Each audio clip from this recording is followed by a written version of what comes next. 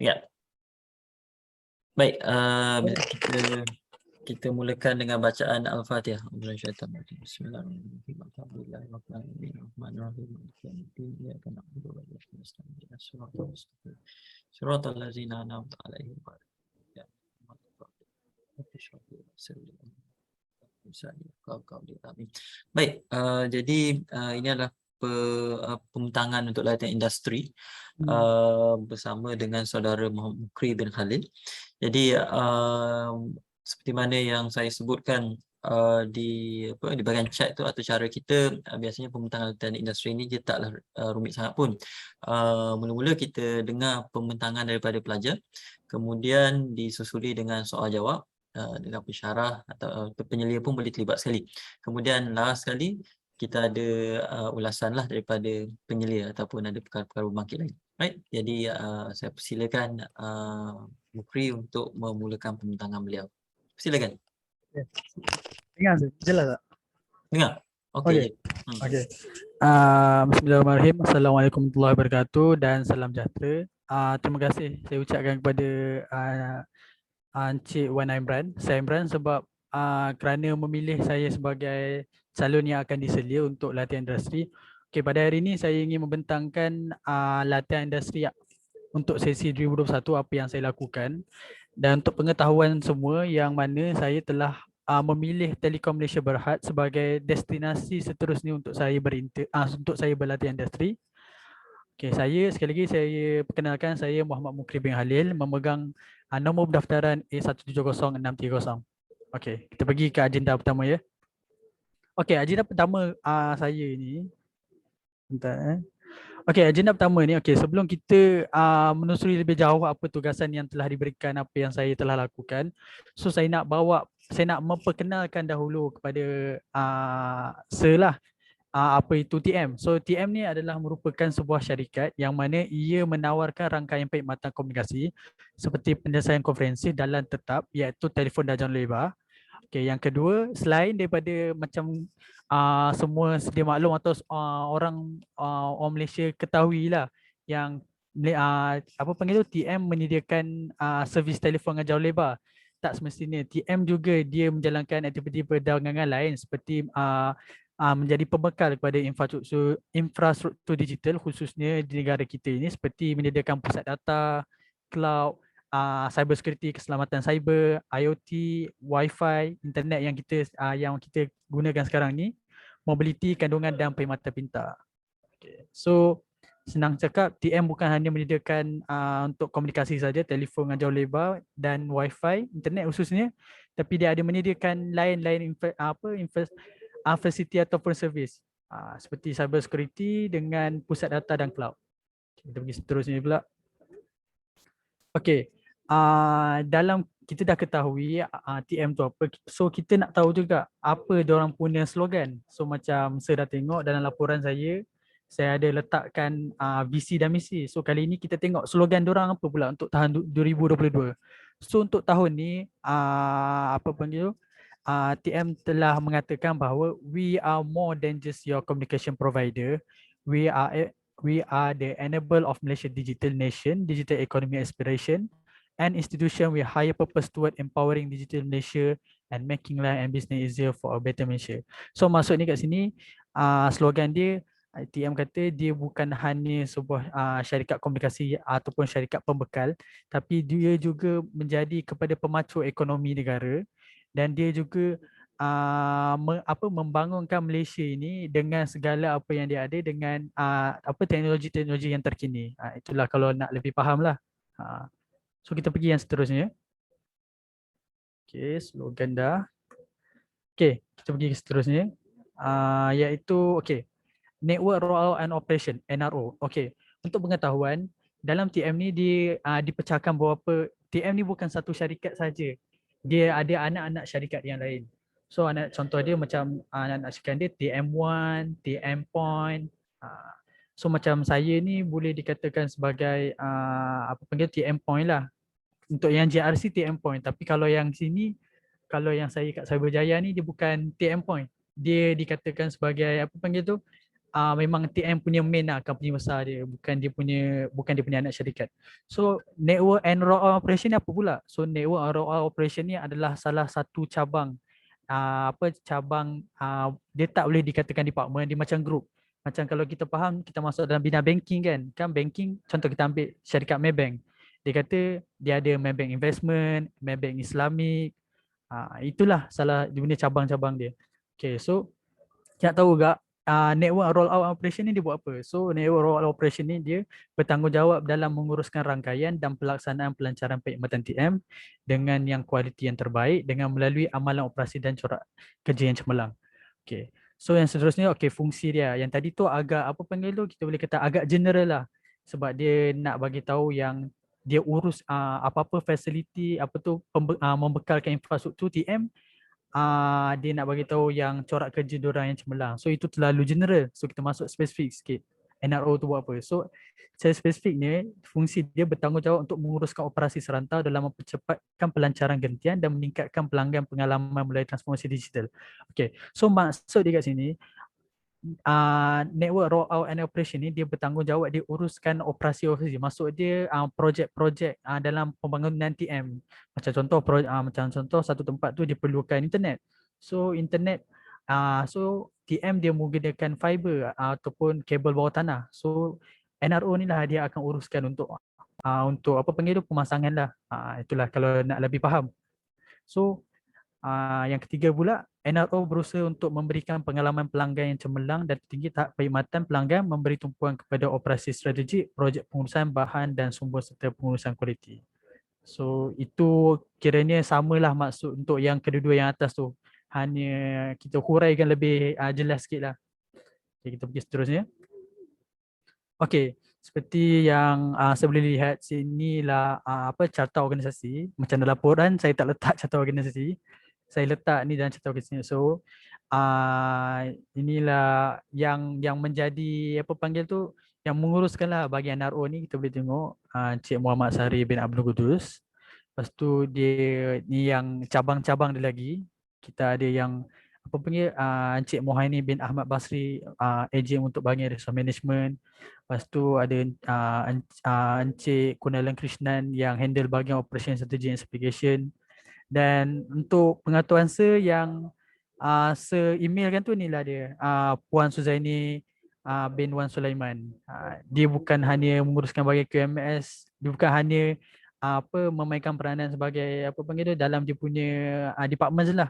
Dia juga handle pelajar-pelajar internship yang berinternship di NRO, Network Rollout and Operation Center. Okay. So kita pergi ke seterusnya. Ke saya nak tengok lagi saya? Boleh, okay. So kita pergi sini. Okay, saya ni lah macam biasa saya nak ingatkan balik lah. Silibus pembelajaran intern di TM ni dia agak berbeza dibandingkan dengan pelajar-pelajar lain. Macam kita ada dengar, ada pelajar lain dia buat tugasan tu berbeza, tapi dia punya tu dia bukan tak bertukar-tukar. Maksud dia bila dia ada spesifik punya tugasan lah. Macam orang kalau dia dah appointkan sebagai QA, dia jadi QA je. Cuma yang perubahan ni adalah pada barang tu, dia tak berubah pada dari segi position. So macam saya ni, dalam masa 6 bulan kita orang akan di-reshufflekan kepada 3 tempat yang berbeza. So macam untuk permulaannya kami bermula dengan National Command Center yang terletak di Jalan Raja Julan selama 3 bulan. Kemudian kami selama 2 bulan, kemudian kami pergi pula ke HBC yang bertempat di Putrajaya yang sedang saya jalani sekarang ni. Yang ketiga kita akan ke sistem and digital. Cuma sistem dan digital ni saya tak dapat untuk ke sana. Cuma ada seminar-seminar khas untuk budak intern. Sebabkan di bahagian HBC ni dia memerlukan orang untuk membantu dia melancarkan lagi projek terbaru. So itulah antara sebab utamalah kenapa kami tak dapat nak nak dapat experience kebangunan tu tak, tapi kami mesti dapat lagi knowledge daripada department tu juga. Itulah yang saya amat terharu. Okay. Kita pergi seterusnya. Okay, kita pergi ke fasa 1. Fasa 1 maksud dia untuk 2 bulan pertama, iaitu bangunan TM Jalan Raja Julan. Okay, ketika apa panggil tu, ketika saya melakukan latihan industri, kami ataupun pelajar-pelajar intern yang dalam kelompok kami telah di-assign, di-appoint untuk menyertai satu projek barulah, projek baru TM iaitu NUR yang bermaksud New Unified Revenue. Okay. So sebelum saya terangkan dulu projek tu jana berjalan apa semua, kita nak tahu dulu objektif dia. Okay. So objektif projek tu adalah untuk mengurangkan tempoh menunggu pelanggan baru yang telah membuat permohonan perkhidmatan Unify dan Unify melibatkan rangkaian infra XSTM. So kat sini kita tak nak apa panggil tu pelanggan menunggu masa yang lama lah. Maksud dia macam contoh kalau kita apa panggil tu, contoh macam saya, kita nak buat kita ada kawasan perumahan baru ke atau apa-apa, kita minta untuk Unify. So untuk mendapatkan pengasahan tu dia mengambil masa yang sangat lama, boleh jadi 2 minggu. So benda macam tu syarikat TM nak elakkan lah, sebab kita nak kalau boleh as soon as possible lah. Tapi kalau as soon as possible tu jangan terlalu lama-lama lah, sebab yelah pelanggan maybe ada benda yang diorang perlukan kan. Okay, yang kedua, meningkatkan produktiviti pendapatan dengan memastikan perkhidmatan Unify atau refund dapat diberikan kepada pelanggan. So ini saya rasa sama juga macam tadi.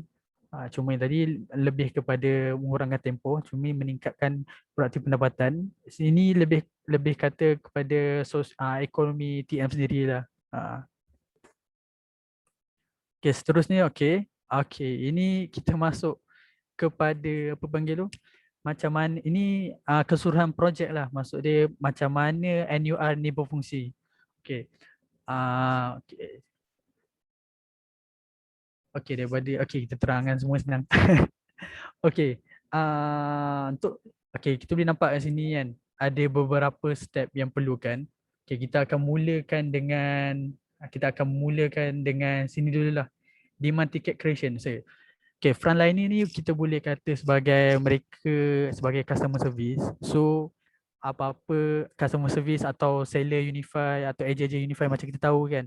So pertama kali pelanggan akan apa panggil tu, membelilah daripada ejen tu. So ejen tu akan create tiket macam kita pergi apa panggil tu, macam kita pergi JNT kan. Bila kita pass satu barang, dia akan createkan satu nombor siri. So macam itulah maksud dia. So dia createkan, kemudian kita akan pemindah ke nombor 2 dan maklumat yang diorang dapat tu dia akan hantar ke nombor 2. So dekat JRC tu inilah yang tugasan yang kami lakukan. Itu kita lakukan verify and assign exchange. Tapi ada 2 iaitu pending verify exchange dan pending assign exchange. So saya tak nak jelaskan lagi sebab dia slide seterusnya. Okay, lepas dia selesai verify ni, dia akan kena remote investigation desktop solution. So untuk yang ni, ini boleh dikatakan sama juga macam ni. Sama juga. So ini kiranya step 2 ni memang kita orang jalankan. Daripada verify ni and pending and feedback. Jadi saya akan terdaskan apa dia. Okay, lepas selesai dia proses ni, kita kena tentukan sama ada dia greenfield ataupun kena site survey ataupun boleh terhantar. Yang nombor 4 tu terhantar. So macam ada tengok kan yang saya letak dalam laporan kan, yang kata ni bila saya jalankan tak apalah, itu masuk slide akan datang lah. Saya rasa dia sebab takut macam ni kan, so saya rasa itu saya bentang kejap lagi. Cuma saya nak bagi tahu untuk yang provide solution turn to POC ni, maksud dia bila dah dapat disahkan, kita dah boleh terus provide Unify punya apa panggil tu, Unify punya internet ke. Lepas tu kalau untuk yang greenfield ni, greenfield ni senang cakap tiada pembangunan infra digital kat sana. So memang boleh kata tempat tu bukan di KIV kan, tak dapat nak provide service Unify. Dia kena ada pembangunan infrastruktur digital. So kalau untuk nombor 5 ni pula, escalate physical survey. Untuk escalate physical survey ni senang cakap TM kena hantar orang dia lah untuk pergi ke satu tempat. Sebagai contoh, kita ambil saya minta untuk pasang Unify di Putrajaya. Maybe kawasan Putrajaya yang kawasan baru nak bangun. And kita tengok dari segi saya providekan data-data yang perlulah. Maksud dia macam alamat semua. Tapi bila kita check tengok kawasan tu macam kita check dalam apa panggil tu, check dalam internet, check dalam internet apa semua, dengan kita gunakan apa yang boleh, medium yang boleh, kita boleh nampak yang ada kecelaruan, ada confusing di antara address tu dengan long let dengan dengan address yang diberikan lah. So dari situ kita tak boleh nak terus sahkan sama ada kita boleh provide ke tak. So kita akan hantar orang turun untuk inilah buat pemantauan. So kalau diorang kata memang kawasan tu baru naik atau semua, kita akan tunggu daripada orang yang tu lah untuk bagi tahu. So yang selebih ni pula, yang selebih ni pula, ini more kepada apa panggil tu, more kepada SDZ punya kerja lah, maksudnya technician lah. So untuk yang bawah-bawah ni, dia dah selesai tu, dia lebih kepada macam nak apa panggil, department yang bahagian facility lah, infrastruktur. So saya rasa untuk yang ni saya nak jelaskan lebih pun memang luar daripada bidang lah. Memang tiada pengetahuan macam ni. Kita pergi seterusnya. Okay, pending verify exchange. Okay, kat sini kenapa je saya letak dua je ni, sebab saya nak bagi tahu kat sini dalam PVE atau nama singkatan PVE, saya hanya gunakan dua sahaja platform, iaitu hanya guna TM Swift dengan apa panggil tu, dengan saya menggunakan Excel. Okey. Kenapa saya tak tunjuk macam apa kandungan dalam TM Swift tu semua kan? Okey, saya cakap awal sebab ada maklumat-maklumat privacy customer, maksud dia data-data customer yang tak boleh nak saya paparkan. So boleh dikatakan tu sebagai maklumat confidential lah. So saya nak bagi tahu kat sini yang TS Swift ni sebenarnya adalah satu apa panggil tu, dia macam satu platform yang mana dia himpunkan segala maklumat customer yang akan menjadi rujukan kita lah. Tapi walau apa pun, dia bukan hanya jadi sebagai rujukan customer, dia juga kita satu medium untuk kita buat PVE ni lah. So saya nak PVE ni macam mana sebenarnya? Okay, so bila orang tanya PVE ni apa sebenarnya, so PVE ni dia more kepada kita nak mengesahkan address tu. Sebab sebelum kita lakukan PAF, pending and ND feedback, kita perlu lakukan PVE. So PVE ni maksud dia, kita nak sahkan alamat tu, tapi alamat tu more kepada daerah. Contoh macam mengikut daripada alamat yang kita terima, PVE tu mengikut daripada alamat yang kita terima tu, contoh kita ambil Bandar Tasik Selatan. Tapi bila check pada internet, dia kata bukan Bandar Tasik Selatan. Dia dapat kesan ini dekat apa panggil tu, Ceras, Batu Sembilan. So dari situ ada confusing. So kita dari situlah kita akan apa panggil tu, sama ada kita akan hantar orang untuk buat site survey, tak pun ada lagi satu cara. Tapi yang lagi satu cara ni saya akan bawa, iaitu kat PAF, pending and feedback. Okay. Cuma yang ni more kepada apa panggil tu, more kepada nak sahkan pada daerah lah. Itu saja. So yang pasal Excel ni, yang pasal Excel ni sebab kami ini apa panggil tu, ni kan satu projek. So kita saya sebagai pelajar intern ni, apa-apa Excel, apa-apa yang kita jalankan tugas berkenaan PVE akan masuk ke dalam Excel untuk pemantauan penelia projek lah, itu saja. So yang seterusnya, pending and feedback. So kat sini pending and feedback ni ada 4 perkara yang saya guna, ada 4 platform yang saya gunakan selain daripada iaitu TM Swift, NAPS, Granite, Nify Search 2.0. Okey, macam saya kata tadi, yang TM Swift ni kan sebagai macam apa panggil, satu medium, adalah dia mengumpul data-data maklumat customer kan, and dia boleh lakukan PE dengan PF. So kita tarik balik yang isu tadi tu.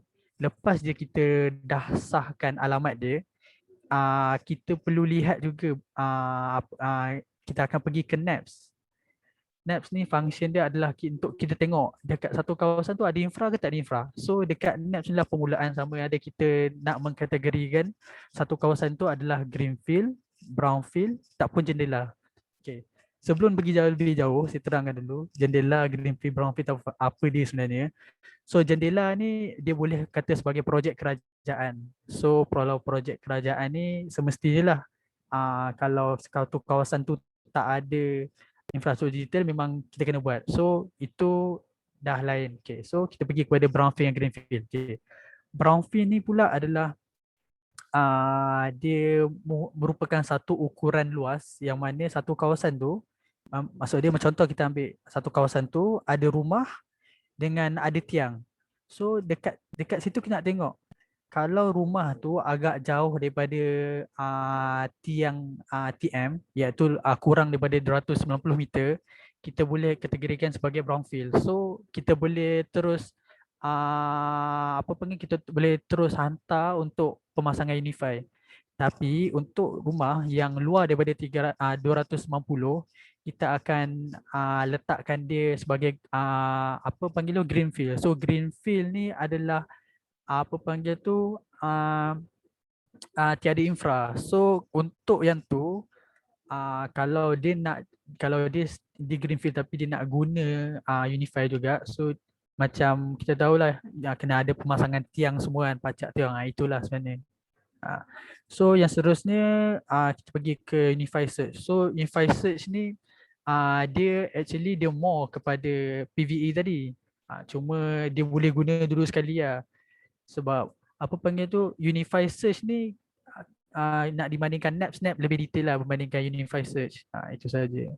So kita pergi, okay, yang Granite ni pula dia untuk kita masukkan FDP lah. So FDP ni maksud dia macam saya tengok dekat apa panggil dekat luar yang tiang TM tu, kan dia ada apa panggil tu, ada yang pemasangan tu kan, FDP yang macam kotak TM tu, kat situlah ada penyambungan fiber dengan rumah orang. Itu saja. So kita pergi seterusnya. Okey, kita masuk ke fasa 2. Okey. Okey, untuk fasa 2 ni dia bertempat di apa panggil tu, HBC. Maaf, dia bertempat di Cyberjaya. So dalam fasa 2 ni saya ambil yang apa panggil major project yang saya lakukan lah. So dalam fasa 2 ni kami terlibat dengan projek CPE, iaitu Customer Premises Equipment. So Customer Premises Equipment ni, okay, so kita tengok dulu objektif projek ni apa. So antara objektif dia adalah pertama, memberikan pelanggan servis TM pengalaman memasang secara DIY router dan mesh. Yang kedua, free track tool. Yang ketiga, pemberian teknologi terkini Wi-Fi 6. So objektif ni dia nak beritahu, yang pertama lah, memberi pengalaman tu maksud dia kita nak bagi apa panggil tu, pelanggan pengguna TM ni dia rasa sendiri cara pemasangan router dengan mesh tu. Sebab pemasangan dia mudah saja, sebab kita pun ada provide dengan guideline. Okay, yang kedua, free track tool. So free track tool ni maksud dia kita nak consume daripada customer punya apa panggil tu, customer punya cost. Okay. Contoh macam apa-apa ada berlaku kerosakan kat rumah, macam kita punya modem router, kita akan panggil TM untuk panggil dia punya technician turun. So bila kita panggil je apa-apa staff dia untuk datang ke rumah, dia memakan kos lah, bukan hanya kos, dia macam-macam kos yang akan makan, untuk kos datang, lepas tu kos apa panggil tu, minyak semua. So sebabkan fiber home ni dia benda yang baru, sebabkan fiber home ni bukan benda yang baru, dia teknologi masa kini yang lebih mudah dan friendly.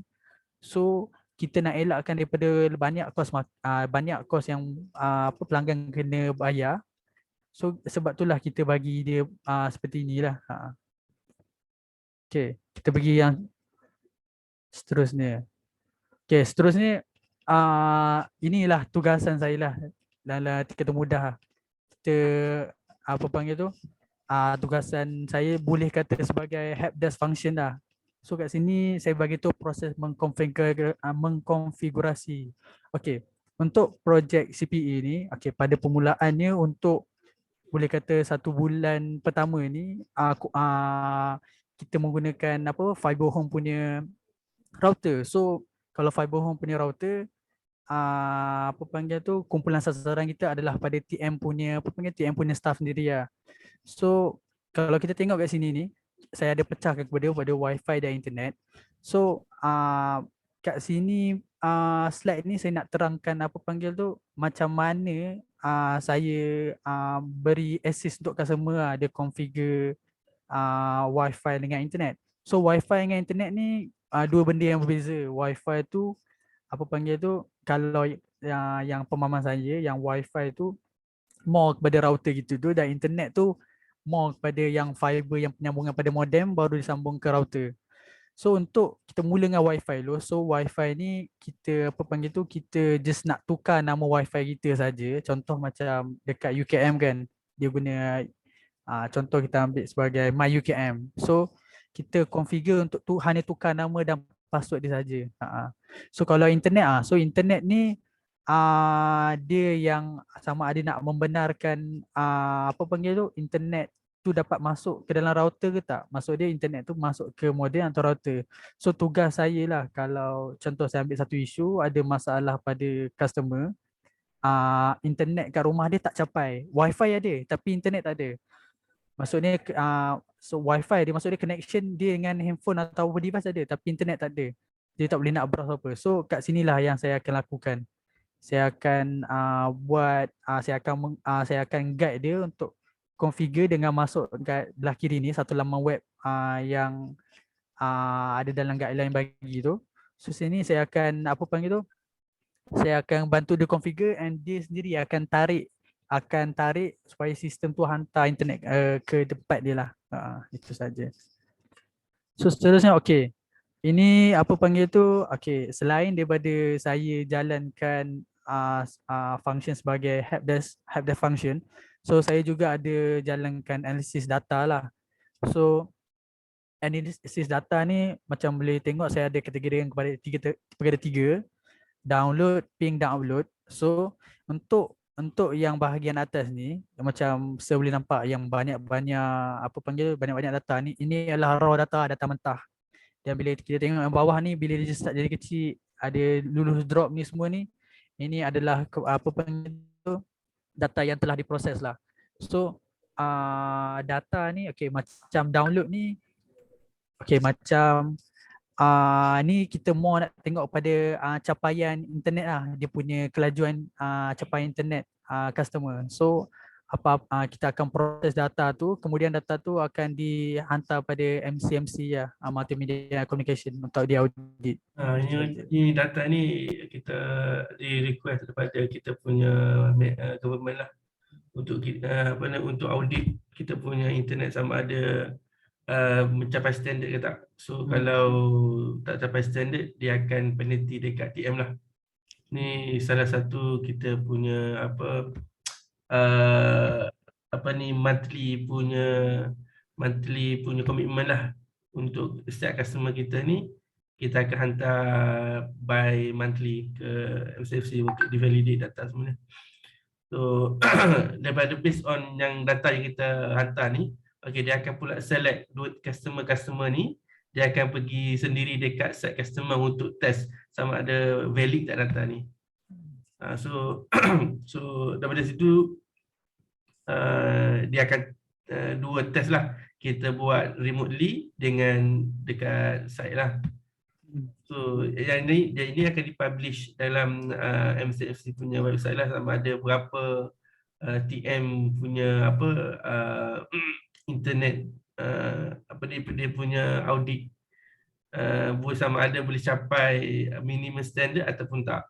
So kalau tak capai minimum standard dia akan fine, akan bagi denda lah. So start daripada tahun 2018 TM dah tak kena denda lah. So sebelum ni TM selalu kena denda dengan MCMC sebab tak capai target inilah kita punya standard. So alhamdulillah sebab kita dah buat multiple punya enhancement lah dekat kita punya network dengan kat kita punya router semua lah. Alhamdulillah setakat ni tak kena denda lagi lah selepas tahun 2018. Okay, so kita pergi seterusnya. Cik Wak Imran, saya kena exit juga sebab ada major breakdown lah dekat Bukit Canggang. Okey, betul. Kaitan tu dulu sebab Sudah kalau nak operasi macam itulah sampai malam Tak apa. kadang Okay, apa kita ada faham. call lagi. Tak apa, tak apa. Okey, minta maaf. Okay, terima kasih banyak. So saya nak komen dengan Mukri kalau bagi kat saya okey lah. Okey. Boleh, boleh dah. Okey, ni boleh. Okay, terima kasih banyak. Okey, baik. Assalamualaikum. Okay, so kita boleh continue. Okay, kita pergi yang seterusnya. Okay, seterusnya kita pergi ke fasa 3 yang mana yang macam saya dah tegaskan tadi. Yang fasa 3 ni saya tak dapat nak ditukar, maksud saya tak dapat nak ke fasa 3 sebab ada projek yang TM tengah jalankan lah, dan saya dan rakan saya dan ada beberapa lagi lah intern industri yang telah dipilih untuk serta dalam projek yang saya cakap di CPE tu, yang Customer Premises Equipment. So walaupun saya tak dapat untuk pergi ke fasa 3, yang mana fasa 3 tu bangunan Annex 1 depan UM dekat Petaling Jaya pada Department Sistem Digital, tapi saya ada sertai dalam beberapa seminar lah yang dia lakukan khusus untuk budak-budak, untuk pelajar-pelajar latihan industri. So seminar apa yang dijalankan tu, so seminar tu adalah pembangunan laman web, maksudnya pembangunan web development. So untuk saya yang macam tiada background komputer khususnya ataupun bahagian pembangunan web ni, so dia satu boleh kata satu nikmat yang besar lah, sebab dia ilmu yang baru yang kalau kita nak belajar secara sendiri pun dia hanya ajar basic, dia tak akan ajar yang more lah. So dekat Department Sistem Digital ni, okay, dia ajar saya tentang 3 perisian, iaitu HTML, MySQL dan PHP. Okay, so dalam seminar tu dia telah gunakan HTML lah sebagai language, sebab dia dia boleh kata universal, sebab dia ramai orang guna. Macam Python juga, tapi untuk perisian orang lagi guna HTML berbanding Python, sebab dia punya dia punya folder lebih banyak HTML berbanding Python. So kita gunakan language HTML, lepas tu yang PHP tu adalah sebagai middleware dia, sebagai tengah dia, dan MySQL tu adalah sebagai database. Apa-apa macam HTML front end, MySQL back end, dan PHP pula kita jadikan sebagai dia middleware. So dekat HTML tu, macam kita masukkan kita masukkan apa-apa input, kita akan hantar ke MySQL. So, tapi kita tak boleh cross terus ke MySQL, kita perlu hantar ke PHP sebab kita nak develop web. Kita bukan hanya nak simpan data, kita nak develop web sekali, dan kita nak paparkan bila kita nak tengok apa semua. So PHP inilah yang akan mainkan peranan. HTML lebih kepada niat, kepada coding and untuk design yang bahagian depan lah. So PHP inilah yang akan paparkan, dan MySQL ni yang akan sebagai database tempat penyimpanan. So saya boleh kata dekat bahagian sistem digital department ni, dia more kepada perisian pembangunan web. So kalau saya nak terangkan lebih lanjut pun saya tak boleh juga, sebab saya hanya seminar tu hanya 2 ke 3 kali saja, and tiada apa-apa task yang diberikan kat bahagian sini, sebab saya dan beberapa intern lain dia dah tetapkan untuk duduk dekat HBC kat Cyberjaya. So pembentangan saya untuk yang bahagian fasa 3 itu sajalah. Itu saja. Tapi untuk yang fasa 3 ni dia under kendalian Cik Megat lah. Dia memang akan dia akan memberikan task dengan tunjuk ajar lah untuk pembangunan web. So kesimpulan, okay, sebelum kita tengok kepada kata-kata pujangga tu, saya bagi kesimpulan secara spontan lah. Okay, kesimpulan yang saya boleh buat daripada keseluruhan intern yang saya lalui ni, kesimpulan yang saya boleh nampak ialah banyak benda baru yang saya belajar lah, especially sebab satunya saya bukan daripada pelajar dalam bidang IT, tapi saya daripada bidang fizik, tapi tapi sebabkan pemilihan tu dia dapat meningkatkan saya punya kemahiran-kemahiran lain lah, especially dalam kemahiran komputer. Seperti saya belajar macam tadi yang boleh lihat HTML, PHP. Yang keduanya saya boleh nampak yang corak kerja company company besar agak berbeza dengan company kecil. Itulah kesimpulan yang saya buat. Macam saya pernah kerja dengan company-company kecil, kilang healthcare semua. Bila saya join company-company yang besar khususnya macam TM ni, saya boleh nampak corak kerja dengan diorang punya organize ni satu syarikat tu. Sebab tu diorang boleh berkembang pesat dengan jauh dan boleh pergi jauh lah. Itu kesimpulan.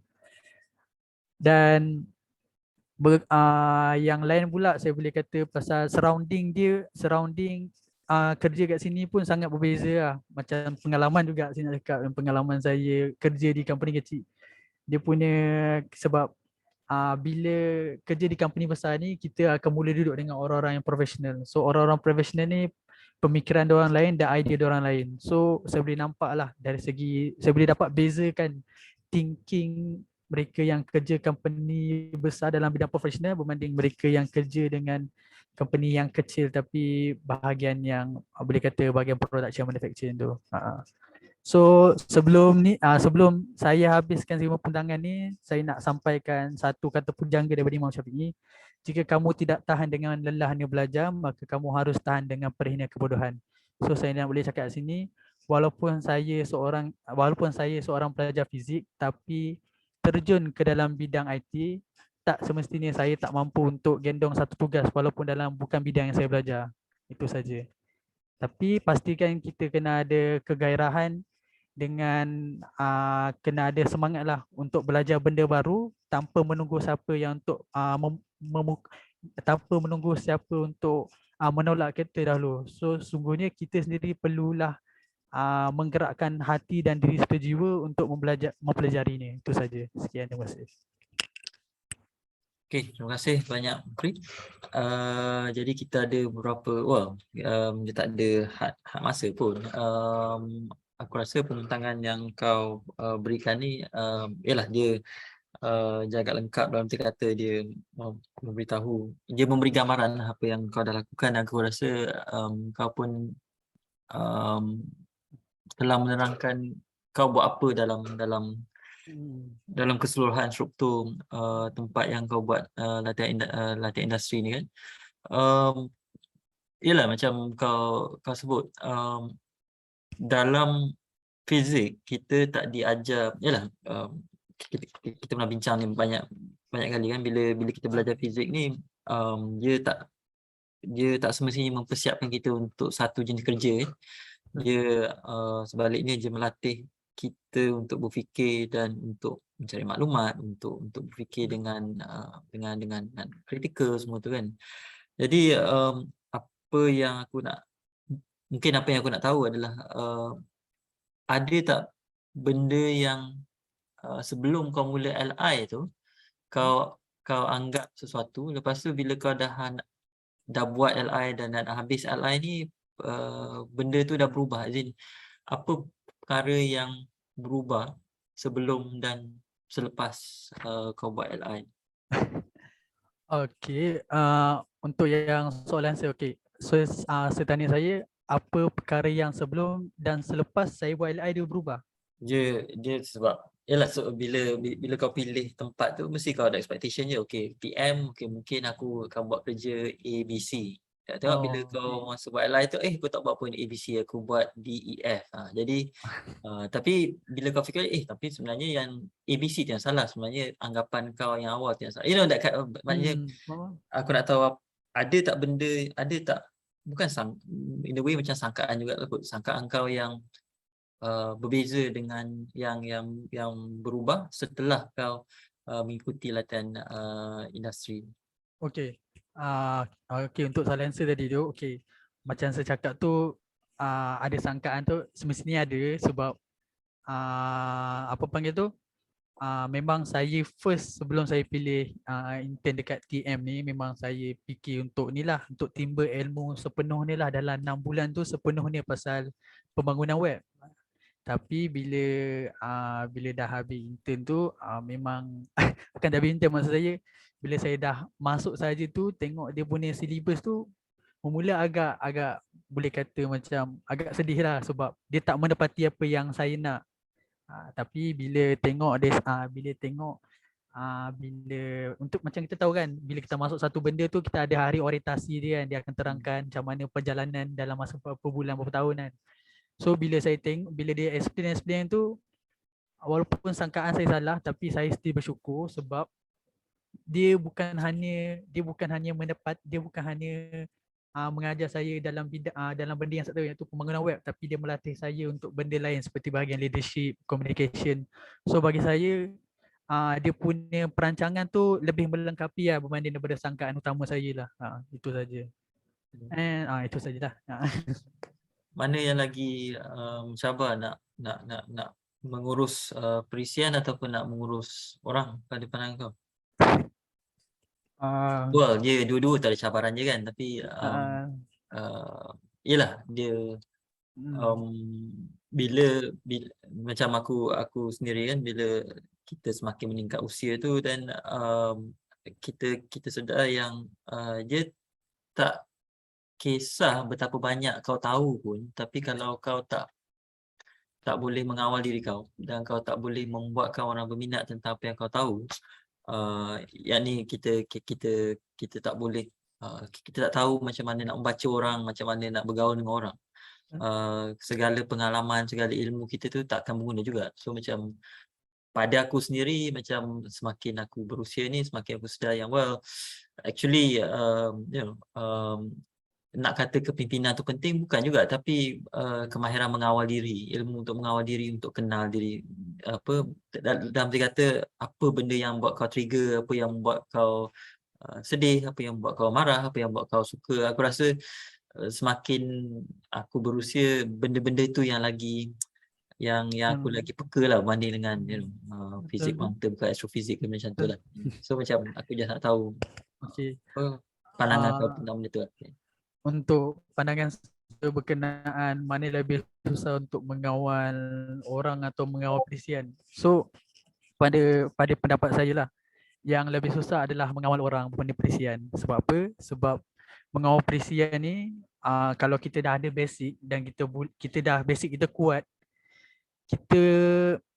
kita nak buat satu benda tu pun dia boleh kata dalam arti kata senang lah. Lagi satu, kita boleh ada rujukan daripada internet, medium lain, platform lain. Kalau untuk perisian lah, kalau mengawal macam yang tak ada perisian macam masa HTML tak. Maksud saya macam kita nak uruskan tugasan lah, perisian tu saya ibaratkan sebagai tugasan lah. Itu lebih mudah lah sebab kalau kita faham ataupun kita jenis orang yang tak semestinya cepat belajar tapi jenis orang yang tak segan bertanya, so benda tu lagi senang lah untuk dikawal. Walau sebanyak mana pun dia bertimbun, dia akan dapat diselesaikan lah dalam masa yang ditetapkan. Sebab apa saya kata mengawal orang? Sebab lain orang lain ragam. So lain orang lain ragam, kita boleh kata ni lah emosi itulah yang sangat yang sangat memberikan kesan. Sebab macam kita tahu kan, kalau emosi macam tak sihat, kalau emosi tak sihat, belum tentu badan kita boleh sihat juga. Sebab apa? Sebab emosi tu dia memberikan influence lah pada badan. Bila emosi kita ada masalah, kalau bagi orang yang gagal kawal emosi, dia akan lakukan lah benda-benda pelik. Contohnya akan mencederakan badan dia, benda-benda macam tu. So bagi saya, mengawal orang ni adalah lebih susah lah. Dan saya bersyukur lah sebab dalam tempoh saya intern ni, masa saya kat JRC tu, saya dipilih untuk jadi ketua untuk menguruskan lah. Tapi saya boleh lihat lah biasalah pelajar lelaki yang semua kan. So dia agak menggelebih lah. Dia macam nanti lu lepak lu macam tu. Tapi dalam bab kerja, bila saya pecah kerja suruh orang buat, alhamdulillah ada orang buat. Itulah yang bagi saya nak kata susah sangat tak juga, sebab dalam tim saya diorang bagi kerja sama lah. Itu lah yang bagi saya tak apa susah. Tapi antara perisian dengan mengawal orang lebih susah lah. Sebab lain orang, lain ragam. Itu saja. Okay. Pengalaman yang kau rasa paling berharga, yang paling kau banggakan lah sepanjang kau buat latihan industri di sana. Pengalaman paling bahagia. Dia paling yang kau bangga lah, kau rasa macam aku bangga sebab dapat debug software ni. Aku bangga sebab dapat bantu pakcik. Contohlah. Nak cakap slow takut. Tak ada. Okey, itu yang berkenaan tu lah paling bangga. Yang pertama sekali lah, paling saya bangga, saya saya dapat dalam tempoh 6 bulan ni saya dapat lalui lah dengan baik, tiada apa masalah lah. Yang kedua, yang saya bangga juga, walaupun saya bukan dalam bidang IT, saya dalam bidang fizik, tapi saya dapat jalankan tiap tugas yang diberi lah. Malah saya diberikan tanggungjawab untuk menjadi pemimpin lah dalam batch untuk intern saya ni lah, walaupun saya bukan dalam bidang IT. And nak cakap pasal bangga tak juga, tapi saya boleh kata benda yang paling saya bangga, nak kata bangga tak juga, saya boleh kata yang saya jenis tak mengenal arti give up lah, tak mengenal arti give up. Walaupun macam orang kata kalau kita intern dekat tempat IT ni, dia takkan ajar A sampai Z. Maksudnya dia takkan ajar daripada awal, daripada basic.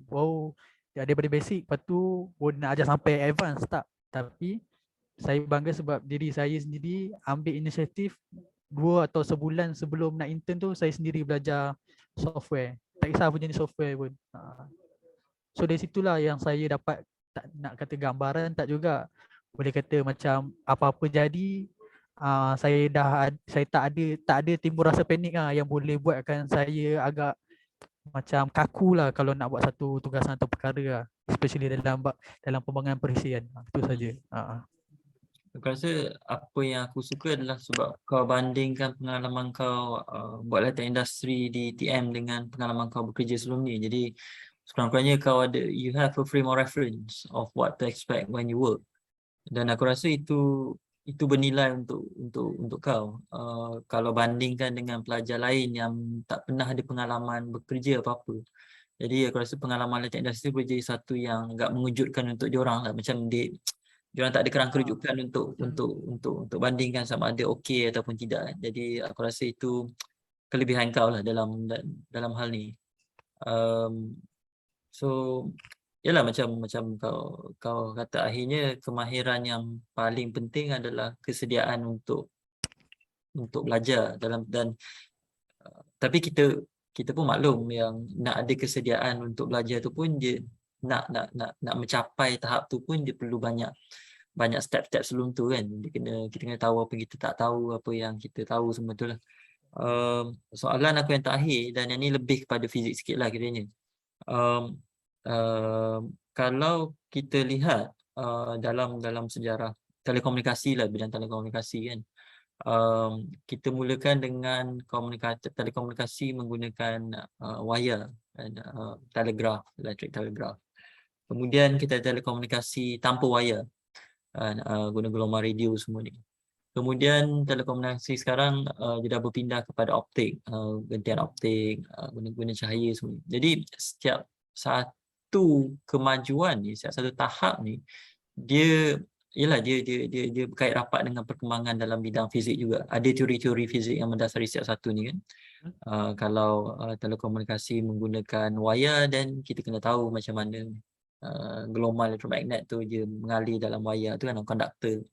Kalau gelombang telekomunikasi menggunakan gelombang, dan kita kena tahu macam mana gelombang radio tu dipantulkan oleh lapisan atmosfera. Kalau telekomunikasi optik pula, kita kena tahu tentang macam mana cahaya tu boleh dibiaskan, boleh dipantulkan dan semua benda ni.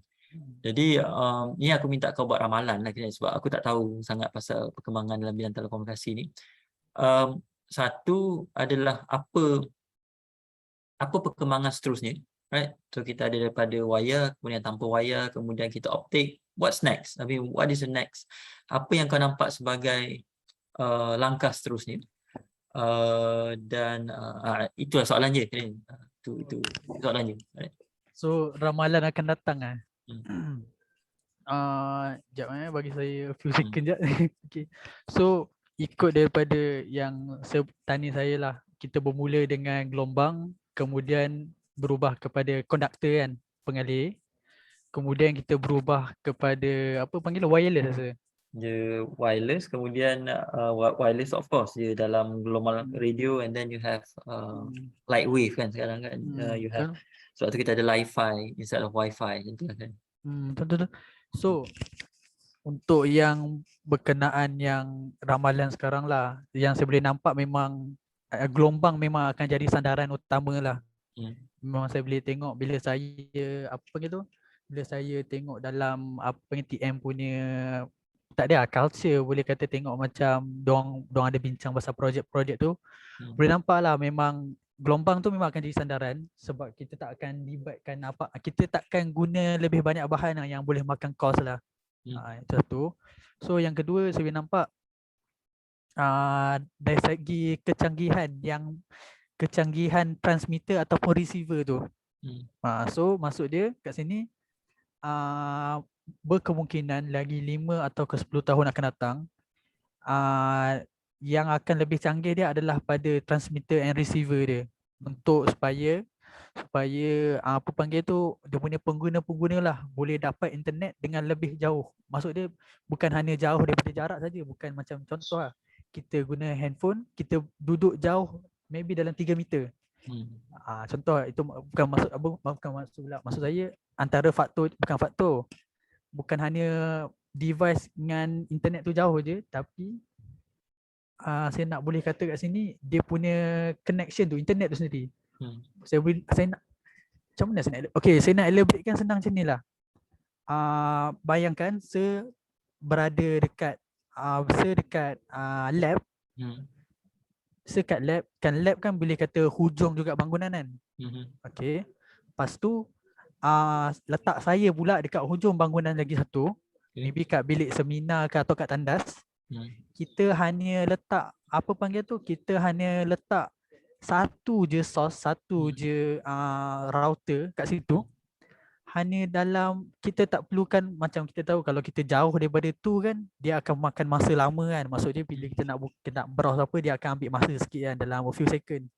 Tapi saya boleh ramalkan, walaupun jarak kita agak jauh daripada, contohlah macam saya tukar balik, yang kat hujung tandas tu maybe kita tak router, yang saya stay dekat lab. So walaupun jarak tu jauh, bila kita browse apa, dia akan terus dapat. So boleh kata nak sini, dong nak tingkatkan lah yang connection tu, gelombang dia untuk kita receive. Tapi walaupun kita tingkatkan transmitter, dia punya receiver apa semua, dia punya transmitter apa semua, tapi dia punya device pun kena ni lah, device kita pun kena update lah. Itu yang saya nampak. Tapi yang saya boleh kata, sandaran saya adalah pada gelombang lah yang sekarang ni. Dia saya nak kata dia, bila kau cakap tentang coverage saya tu, dia mempengaruhi juga sebab because it is electromagnetic wave. Jadi dia akan berinteraksi dengan bahan juga kan. Jadi katakan kalau ada apa, kalau misalnya dinding bangunan tu dibuat daripada bahan tertentu misalnya, mungkin itu akan menyerap atau memantulkan ataupun akan membiaskan elektromagnetik, dan itu yang akan mempengaruhi jarak. Betul. Jarak tu kan. Jadi kalau DTM sendiri ada tak macam bukan nak kata kerjasama, tapi ada tak penyelidikan ataupun ada projek tak yang ke arah tu? Maksudnya in a way, the limitation ataupun batas utama kita sekarang dalam tengah kalau pasal router semua ni adalah kita tak mau gelombang tu diserap oleh bahan-bahan dalam dinding ke siling ke ataupun benda macam tu kan. Betul. Jadi ada apa-apa yang sedang bergerak ke arah tu ke tidak? Ada, semestinya ada. Sebab apa saya kata ada, macam saya kata kita nak elakkan daripada kita punya coverage apa semua diserap oleh bahan-bahan sekeliling kan. So sebab saya ambil satu contoh daripada saya punya projek NCP yang saya kata kumpulan sasaran dia, apa panggil tu? Kumpulan sasaran dia apa TM punya staff sendiri kan. So saya ada saya dapat satu soalan lah daripada seorang customer. Dia kata okey, saya rumah 3 tingkat. Saya TM hanya providekan saya 2 saja. Tapi providekan saya router yang baru dengan mesh. So dia nak kata yang soalan dia ni lah. Dia kata cukup kalau saya pasang router je. So jawapan dia bila saya rujuk saya punya staff-staff yang ni, dia kata cukup sebab kita punya transmitter yang pemancar tu, router tu, yang pemancar kita tu boleh pergi sejauh 8 meter. So bagi saya lah, nak kata apa panggil tu, nak kata soal bahan tu, saya rasa dia still akan influence enggak, tapi tak, maybe akan ada dia tune kan pada dia punya gelombang tu. Maybe ada cara diorang, saya pun tak tahu macam mana. Tapi diorang ada makmal, ada research diorang sendiri. Tapi bila saya cakap kat customer sendiri, tak pakai mesh pun tak apa, pakai router je. Sebab router boleh pergi 8 meter, although duduk tingkat atas pun, tingkat atas hingga ke 3 tingkat. So bagi saya lah, saya just hanya assuming dari situ lah. Soal dia diserap oleh gelombang tu, ada bahan akan menyerap tu, ya. Tapi maybe dia akan tune, dia punya loss akan jadi sikit lah. Dia akan maybe router tu dia akan tune kan dia punya gelombang tu supaya loss tu boleh jadi sikit yang boleh pergi lebih jauh lagi sampai ke 8 meter. Itu saja. Sebab kalau satu tingkat pun dalam dalam 4 meter gitulah aku rasa kan. So kalau TM dia ada contohnya kalau orang tu ada rumah 3 tingkat, dan dia ada standard ke okey kalau rumah 3 tingkat dan dia layak dapat berapa router? Okay, so untuk soalan tu kan, soalan ni soalan biasa customer tanya ni. Okey, untuk soalan tu, macam kita tahu TM dia ada readykan servis lah, Unify. So dia ada pecahkan kepada 3 package lah, iaitu 100 Mbps. Mbps ni kira dia punya speed dia lah. 100 Mbps, 300, 500 dengan 800. So untuk soalan tadi kan, adakah dia diberi kepada, dia bergantung pada saksi rumah, sama ada rumah tu besar ke kecil, tak. Dia bergantung pada package. So kalau saya pakai package yang besar, 500 dan 800, diorang akan provide kan. Jadi pelanggan tu sendirilah dia kena, in a way dia kena fikir jugalah. Tapi benda-benda ni aku rasa orang frontliner yang akan tanya kan, rumah macam mana gini, dalam orang macam nak apply tu pun mesti ada kan maklumat ni. Actually macam tu. Actually macam tu, tapi tak tahulah. Kita gosip kat sana habis. Tak nak cakap lebih sebab ada sekeliling. Itulah. Kita redo. Ada apa-apa yang lain yang kau nak tambah, Mufri?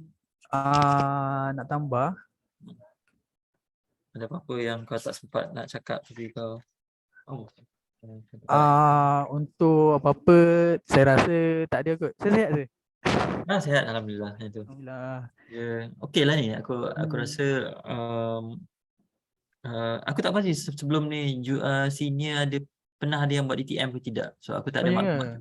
Mungkin Dr. Narizi ada kot maklumat siapa yang pernah buat DTM kan. Jadi kalau yalah, aku rasa TM pun apa yang kau bentangkan membuktikan yang belajar fizik ni je tak saya boleh cakap macam ni rasa.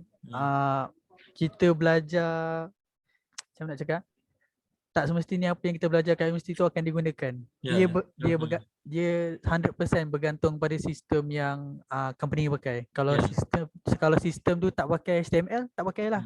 Yalah, betul. So agak sia-sia lah kalau belajar. Tak adalah sia-sia macam itulah. Yalah, kebanyakan syarikat pun akan latih sendiri, akan ada latihan dalaman sendiri kan. Dia ada latihan sendiri, betul. Dan apa yang dia mahukan hanyalah kesediaan untuk pelajar tu belajarlah kali ni. Betul. Cuma dia it helps kalau tahu lebih pasal EE ataupun tu, dan it's just extra. Itu sebagai bonus lah. Sebab saya pun ada dengar agak sekarang ni banyak syarikat dia ambil inisiatif dia akan apa macam saya ada dengar yang orang kata protege dengan yang apprentice tu kan. Kan macam ada orang kata yang protege tu dia nak support kerajaan punya apa yang slim tu kan, betul tak? So yang slim latihan industri tu kan. So selain saya dengar kata dia nak support slim tu sebagai training actually, kalau kita betul-betul perform memang boleh serap pun. Tu yang bila saya fikir balik, sebenarnya protege atau apprentice tu dia apa panggil tu, dia bukan satu benda sia-sia lah, yang hanya nak lepaskan keadaan kata nak ikut kerajaan punya tu je. Dia sebenarnya boleh kata sebagai ni lah, training awal untuk dia nilai. Itulah kat situlah dia akan nilai. So bagi saya lah, belajar kat universiti tu bukan still tak baloi. Dia baloi sebab dia macam dia pun boleh kata kita sebagai penilaian untuk diri kita, sama ada kita ni cepat belajar ke, atau kita boleh tak bawa satu keadaan atau satu isu tu. Itulah yang saya fikir. Sebab itu point yang penting yang yalah, that's a good point actually. Dia macam medan latihan lah kiranya. Sebab kalau di universiti tu kita masih lagi agak sheltered kan, kita punya. Betul. Maknanya kalau kau buat silap pun kau taklah akan menjahanamkan satu sistemnya, that kind of thing. Macam dia macam tu lah. Jadi bila pelajar tak ambil peluang tu, itu yang kita rasa macam sia-sia macam tu lah. Betul-betul sia-sia. Dia sia-sia belajar di universiti bukan bila kau fail, bukannya bila kau tak dapat dekan ke untuk tu. Yang tu sebab itu kita boleh bangkit balik benda tu. Yang jadi sia-sia belajar universiti ni bila kita tak belajar, kita tak test diri kita lah. Betul lah macam kau kata tu. Okay. So saya ada apa-apa lagi ke saya? Tak ada apa-apa. Itu je. Aku biasanya santai-santai je benda lah sini. Okay. Saya nak lepak hutang ni sir? Boleh je. Aku ada je dekat Makmal ni. Oh ya, nanti sekejap saya on the way kot sana. Okay. Tak apa-apa. Sebab nak main gym hari ni pun member staycation KL biar. Okay. Kau tak staycation dengan je sekali? Dia ni budak UiTM dia. Tu saya malas. Okay. Okay apa budak UiTM? Bukan. Maksud saya tak suka UiTM. Sebab saya tak kenal. Kalau ada kawan lagi 2-3 orang, okay. Ni dia seorang je. Tak biasa kot. Betul. Nanti jadi macam kacau daun pula kan. Betul. Betul. Kita awkward betul lah. Agak lah. Aku boleh faham. Okay. Tak apa. Terima kasih banyak Mukri. Kirim salam kat SV kau. Okay. Salam boleh saya. InsyaAllah. Kau nak tekan saya. Okay saya sekian. Terima kasih banyak Mukri. Salam saya.